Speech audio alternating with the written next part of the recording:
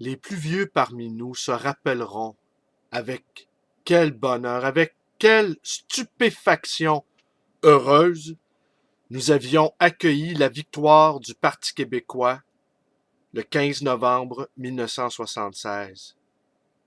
Rien de comparable avec la victoire de Pauline Marois à l'élection du 4 septembre dernier, qui s'est terminée, comme vous le savez, là, par un meurtre. Et déjà, nous avons l'impression que ce gouvernement du Parti québécois est un gouvernement usé, que l'équipe B du libéralisme économique, qu'est le Parti québécois, est déjà en panne. La bonne nouvelle, c'est que c'est un gouvernement minoritaire et il est possible que l'équipe A, le Parti libéral, reprenne le pouvoir, sans doute lui aussi minoritaire, et lui aussi devra faire ses coupes sombres pour maintenir en place un système qui se délite de toutes parts. Et quant au Parti Québec solidaire, il devra clarifier sa position sur la question de l'indépendance du Québec lorsque j'ai entendu Amir Kadir dire l'indépendance, pas nécessairement, mais l'indépendance si nécessaire, j'avais l'impression de retrouver Daniel Johnson, père. Et aussi, ils ne devront plus se contenter, les membres de ce parti, de se considérer comme un mouvement, soit l'équivalent du front de gauche en France, mais bien un parti structuré avec un véritable programme. Sauront-ils, eux, offrir des alternatives à ce système qui se brise de partout, ce système capitaliste à bout de souffle? Je ne le sais pas. Bonjour, bienvenue dans ma bibliothèque. Nous sommes à Montréal le 1er février 2013. Mon nom est Bruno Lalonde. Aujourd'hui, je vous lis un court passage tiré d'un essayiste que j'aime beaucoup, Jean-Claude Michéa.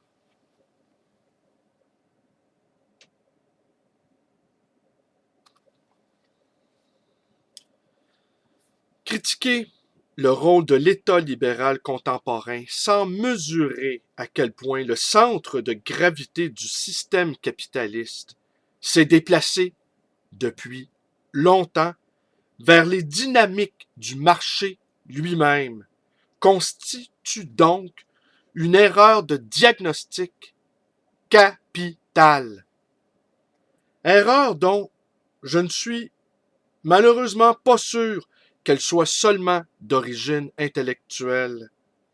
Concentrer son attention sur les seuls méfaits de l'État raciste et policier, comme si nous vivions en Corée du Nord et que le gouvernement sarkozyste ne représentait qu'une forme rajeunie de l'État pétainiste, procure en effet des bénéfices secondaires beaucoup trop importants pour ne pas être psychologiquement suspect.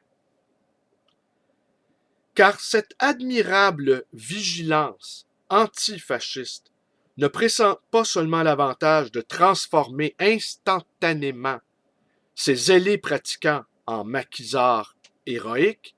À nous, la rue! Serait-il par ailleurs sociologue appointé par l'État, star du showbiz, maître de conférences à la Sorbonne ou pensionnaire attitré du cirque médiatique? Elle les dispense surtout d'avoir à s'interroger pendant tout ce temps sur leur degré d'implication personnelle dans la reproduction quotidienne du mode de vie capitaliste. Autrement dit, sur leur propre rapport au monde de la consommation et à sa contre-culture subversive, officielle. En un mot, et pour paraphraser Nietzsche, il serait temps de reconnaître enfin que de nos jours, c'est le spectacle lui-même qui est devenu la meilleure des polices. Si l'on conservait encore le moindre doute à ce sujet, on pourra trouver dans le dernier ouvrage de Benjamin Barber une quantité impressionnante de données statistiques empiriques qui confirment cette thèse. On sait par exemple que dans les pays occidentaux, près de 70% des achats opérés par les ménages le sont désormais sous la pression morale et psychologique de leurs propres enfants. Si les mots ont un sens, cela signifie que le dressage spectaculaire et marchand de la jeunesse s'est déjà révélé si efficace qu'une grande partie de cette dernière assume, sans le moindre état d'âme, son nouveau rôle d'œil du système à l'intérieur de la sphère familiale. Et, ce qui est plus inquiétant encore, un nombre non négligeable de parents, il est vrai le plus souvent de gauche, semblent s'être parfaitement accommodés de la surveillance impitoyable qu'exercent ces nouveaux gardes rouges, un phénomène qu'Orwell avait remarquablement décrit dans 1984. Quand le pouvoir des images atteint un tel degré d'efficacité, le bon sens voudrait donc qu'il soit universellement reconnu que l'assujettissement des individus au système capitaliste doit à présent beaucoup moins à l'ardeur répressive du policier ou du contremaître qu'à la dynamique autonome du spectacle lui-même. C'est-à-dire, pour reprendre la célèbre définition de Debord, du capital parvenu à un tel degré d'accumulation qu'il est devenu image. Or, le moins qu'on puisse dire, c'est que nous nous retrouvons aujourd'hui plus éloignés que jamais d'une telle prise de conscience collective. Le simple fait que toute interrogation critique sur les dogmes de l'éducation libérale à l'école comme dans la famille est devenu depuis longtemps une question taboue chez la plupart des militants de gauche, en témoigne suffisamment.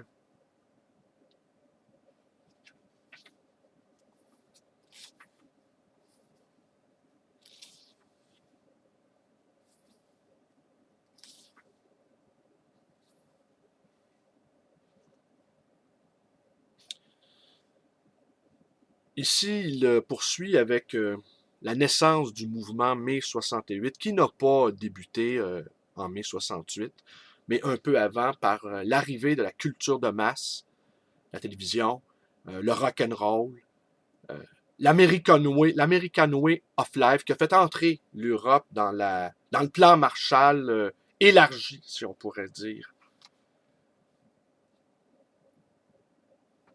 Ici, je me doute bien que beaucoup de jeunes auditeurs vont avoir un certain mal à me suivre, car ce n'est généralement pas ainsi qu'on leur raconte l'histoire de ces années tumultueuses et fondatrices.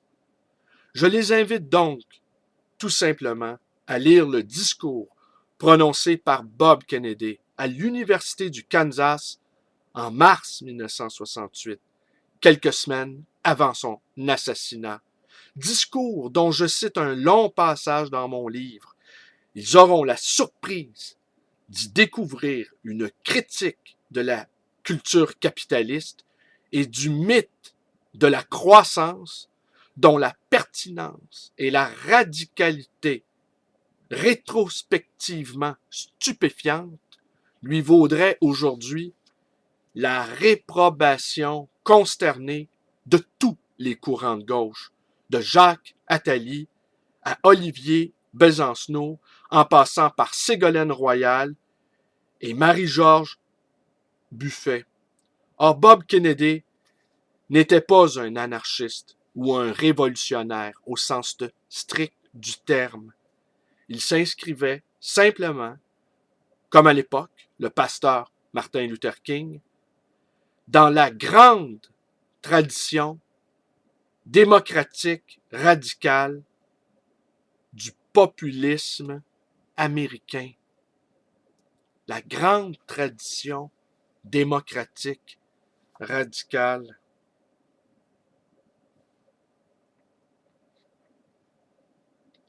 Eh bien, c'est ce qu'il dit lui-même, Jean-Claude Michéa, qu'il est un démocrate radical. Et franchement, je souscris entièrement à cette affirmation. Je la fais mienne même. Depuis longtemps, ceux qui écoutent mes vidéos, vous le savez, je me réclame de la démocratie. Je considère que la démocratie, elle est confisquée sans arrêt par les intérêts mafieux, les intérêts corporatistes, de quelque nature qu'ils soient, et que les médias étouffent la conscience collective, gomment les souffrances individuelles imposées à ce système imposées par ce système néolibéral. J'ai dit souvent aussi que je me considérais comme un apôtre de la liberté d'expression. Cet oxygène nécessaire pour que puisse vivre la démocratie. Démocrate radical, voilà. Voilà ce que nous sommes. Voilà ce que je suis, en tout cas. Alors écoutez, c'est tout pour aujourd'hui. Je vous remercie d'être avec moi. Mes vidéos vous plaisent, vous connaissez la suite, abonnez-vous. Vous pouvez aller me rendre visite à ma librairie d'occasion et d'anciens, le livre Voyageurs dans le quartier Côte-des-Neiges à Montréal. Vous pouvez aller visiter ma page Facebook ou même devenir ami, mais je tiens à vous prévenir, je suis un ami accaparant. Vous pouvez également me téléphoner dans le 514-736-0999. Merci et bonne journée à tous. À qui la rue?